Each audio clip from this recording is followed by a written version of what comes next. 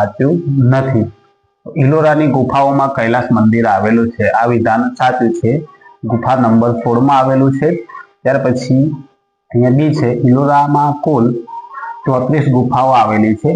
તો ઇલોરામાં પણ ટોટલ 34 ગુફાઓ છે, એ પણ વિધાન અહીંયા સાચું છે। પછી સી આવે છે, તો રાષ્ટ્રકૂટ રાજાઓના સમયમાં હિન્દુ ધર્મની ગુફાઓનું નિર્માણ થયું હતું। તો અહીંયા ઓપ્શન સી પણ તમારો યોગ્ય અહીંયા રહેશે, સાચો છે। અને ડી, ઇલોરાની ગુફાઓને 4 ભાગમાં વહેંચવામાં આવી છે।